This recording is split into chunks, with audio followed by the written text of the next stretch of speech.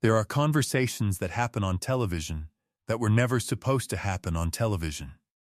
Conversations that belong in the private spaces of a life, in kitchens at 3 a.m., in hospital waiting rooms, in the passenger seat of a car when you can't look at the person you're talking to, because if you do, you'll fall apart. Conversations that are too real, too raw, too weighted with the specific gravity of grief. And then something happens. A camera, a question asked in the right way, a host who creates just enough safety, and the conversation happens anyway.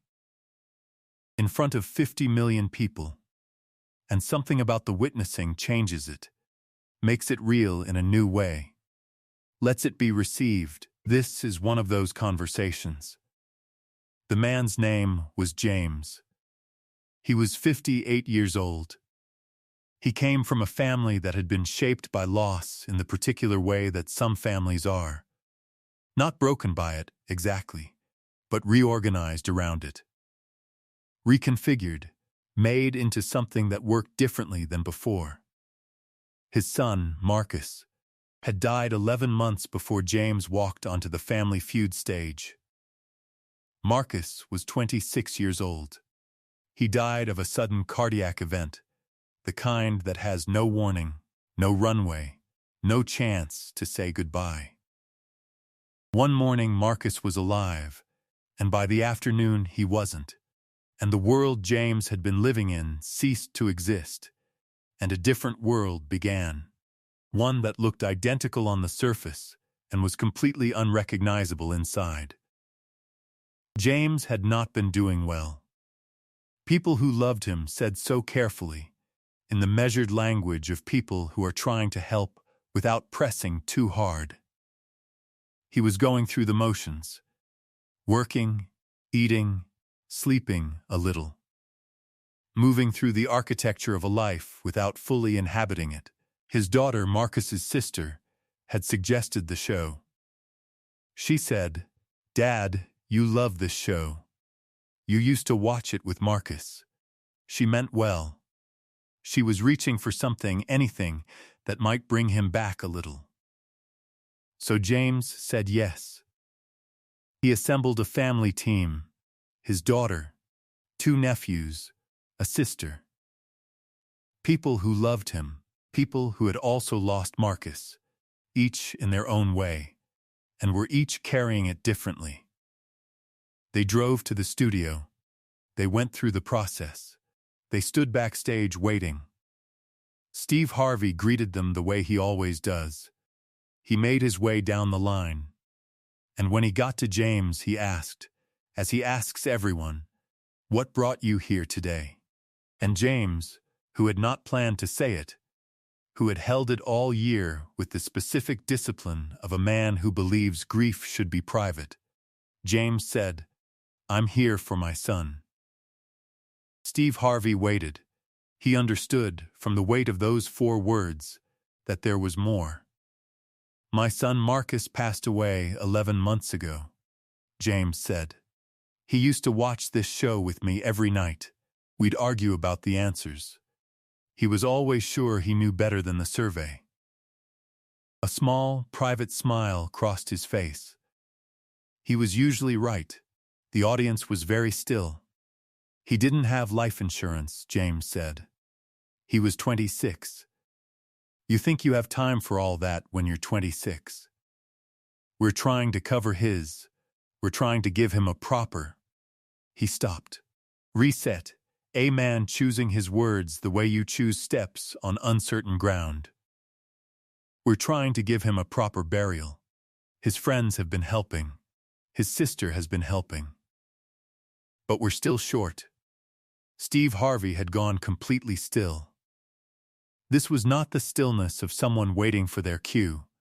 It was the stillness of someone who had been stopped by something that required full attention. How old was Marcus? Steve said. 26, James said. He wanted to be an engineer. He had 2 more semesters. 2 more semesters. Steve Harvey looked at James for a long moment. not with the practiced sympathy of a television host, with the specific, undisguised emotion of a man who is a father, who has a son, who understands in his body what it would mean to receive a phone call on an ordinary afternoon and have the world end. He said, quietly, "I'm sorry. I am truly, deeply sorry for your loss." James nodded, the nod of a man who has heard this many times in 11 months and has found a way to receive it each time without collapsing. "You ready to play?" Steve Harvey asked. And James said, "Let's win this for Marcus." The game that followed was unlike anything the Family Feud staff had seen in years. Not because the family was extraordinary at the game. They were good, but not exceptional. Because of the atmosphere that descended on that studio. The weight of knowing what was at stake, the knowledge, shared now by everyone in the room, and soon to be shared by everyone watching at home, that every point on that board was a point toward dignity for a 26-year-old young man who had 2 more semesters and a whole life that didn't happen. The audience cheered differently, louder, with something underneath the enthusiasm that felt almost like tenderness, like everyone in the room had decided silently that they were all playing for Marcus now. James's family played hard. His daughter, who had gotten them here, who had suggested the show, who had been trying to bring her father back for 11 months, she was exceptional. She hit answer after answer with precision and speed. She was playing like someone on fire, the kind of fire that comes from love. They won the main game. They made it to fast money. James stood at the podium. Steve Harvey stood beside him. "You've got 60 seconds, Steve said. Play it like Marcus is watching." James said, "He is." And he played. He answered every question without hesitation, without second-guessing. Some answers were right. A few weren't. The points accumulated. When the total appeared on the board, the studio was silent for 3 full seconds. Then the audience exploded. James stood at the podium with his hands over his face. His daughter ran to him from the family line. She grabbed him and held on, and he grabbed her back, and they stood there in the middle of the stage while the audience cheered and the lights blazed, and somewhere in all of it, Marcus was accounted for. Not replaced, not recovered from, just accounted for. Given one more thing, a burial, a marker, a formal goodbye. Steve Harvey did not go to commercial immediately. He walked to James and stood beside him and said, "For the microphone, for the 50 million people watching, Marcus would be proud of you. Not for the game, for the way you kept going." James could not speak. He nodded. Steve Harvey looked out at the audience and said, "There are people in your life right now who are carrying something you can't see. Something heavy, something that's taking everything they have just to stay upright. Be patient with those people. Be kind with those people.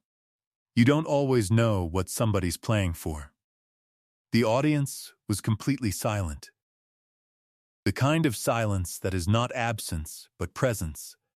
The full, attentive presence of 50 million people deciding, in their different homes and different lives, that they heard that they were going to try to remember it. You don't always know what somebody's playing for. James used the money to give Marcus a proper funeral. He was buried in a cemetery outside their hometown, in a spot that looks over a small hill, with a headstone that his daughter designed. It says his name, his dates, and 3 words that the family decided on together. He kept going. James has talked about the show twice since then. Both times he mentioned the same moment, not the winnings, not the game. The moment before the fast money round, when Steve Harvey looked at him and said, "Play it like Marcus is watching." "That changed something for me," James said. "I'd been living like the show was over, like my part was done. He reminded me, the show's still going. Marcus is still watching. I've got to play like he's watching. He kept going. James kept going. And somewhere, if we're being generous with the universe's attention, Marcus kept watching.